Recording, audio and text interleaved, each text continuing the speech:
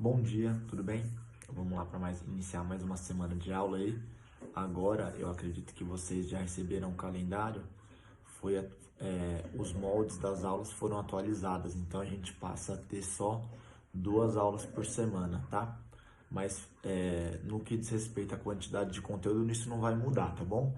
Porque aí hoje eu aplico uma aula só e aí amanhã eu vou estar fazendo um vídeo para vocês correspondente a 2 aulas, tá? Para que a gente mantenha tendo 3 aulas na semana, que é o que a apostila exige para que nós possamos cumprir o nosso cronograma, tá bom? Vou estar passando para vocês aí a correção dos exercícios da semana passada.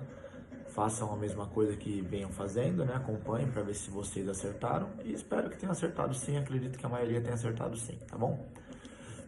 Hoje a gente vai fazer a aula número 28.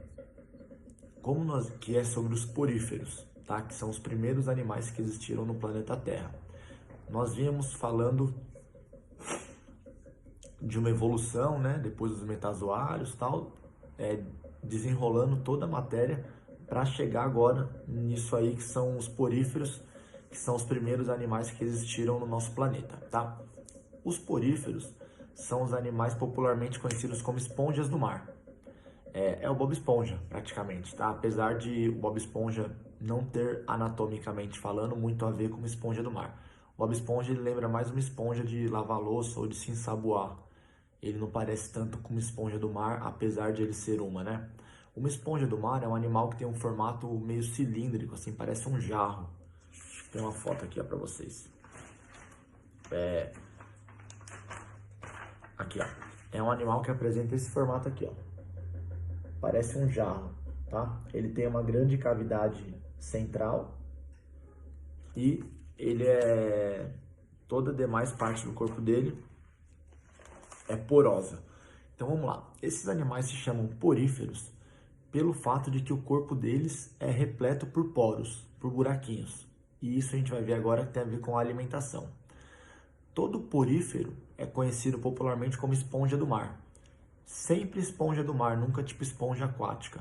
Porque não existe porífero em água doce, só existe porífero em água salgada. Por que isso?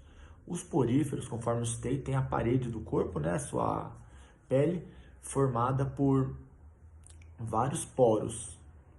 Esses poros, eles atuam como um buraquinho, óbvio, para a entrada de água, e essa água ela entra e ela é filtrada, ele é um animal filtrador. Então a água entra pelo corpo do porífero, né? Ela entra pelas paredes do corpo, aí ela sobe em direção à cavidade central que eu indiquei na imagem anterior, que se chama ósculo. Então a água sempre faz esse movimento no corpo do porífero, ela entra pela parede do corpo, sobe e sai pelo ósculo. Entra, sobe e sai, tipo, vai fazendo sempre assim. Por que isso? Porque dessa maneira o porífero ele consegue filtrar essa água. E aí quando ele filtra ela, ele obtém vários nutrientes, como tipo cálcio, sódio, enfim, ele obtém uns minerais de um modo geral. A água doce se chama doce, mas ela tipo não tem açúcar. Na verdade, a água salgada ela tem muitos minerais e a água doce ela tem poucos minerais. Como a água doce apresenta uma baixa quantidade de minerais, essa quantidade que existe na água não é o suficiente para nutrir uma esponja do mar. Então ela não consegue obter a quantidade necessária de alimento estando em água doce e ela morreria desnutrida. Por isso as esponjas são esponjas do mar e só habitam o mar. Não existe esponja de água doce pelo fato de que a demanda de nutrientes da água doce não seria suficiente para nutrir o corpo dessas esponjas, tá? Só tem esponja no mar, então, principalmente por essa razão, ok? Aí nesse processo também, além dos nutrientes, ela obtém um oxigênio para o seu organismo, tá bom? Então, eu disse para vocês que a esponja foi o primeiro grupo de animal que existiu na Terra. Porém, é meio precoce isso, né? Tanto que alguns cientistas divergem sobre ele ser ou não animal. Porque a definição de animal seria seres vivos, eucariontes, pluricelulares e que apresentam um corpo dividido em vários tecidos. Então, todo animal tem que ter tecido, tem células diferentes. As esponjas, de fato, elas têm células diferentes. só que elas não têm tecidos verdadeiros. Tipo, se a gente pegar o nosso corpo, pegar tipo uma fatia do corpo, digamos assim, a gente vai ver lá um grupo de células em cima, tecido epitelial, embaixo, tecido conjuntivo, embaixo outro grupo, tecido muscular, tecido ósseo. Nós temos grupos celulares que se organizam formando um tecido. Nós já aprendemos anteriormente o que era tecido.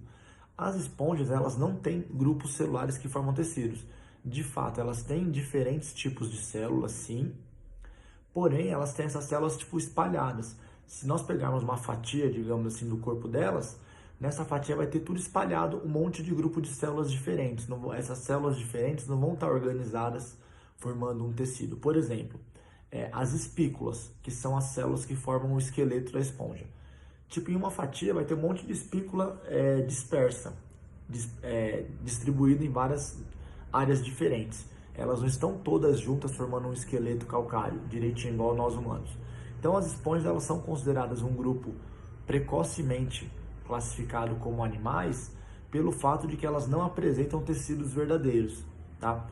Elas apresentam sim diferentes tipos de células, porém essas células são todas dispersas, elas não se organizam e formam um tecido de fato, tá bom?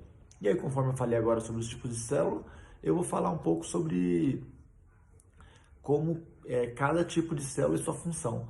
De uma forma geral, a gente pode classificar 4 grupos celulares dos poríferos. O primeiro, conforme eu citei já agora, as espículas. Espículas calcárias são as células que têm a função de sustentação do corpo da esponja.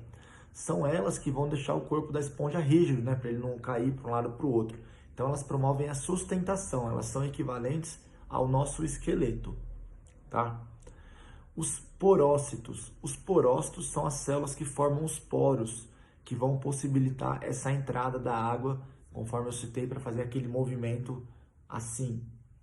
Então, os porócitos formam os poros. Então, o nome já é bem sugestivo, que é por onde vai promover a passagem de água no interior do corpo animal.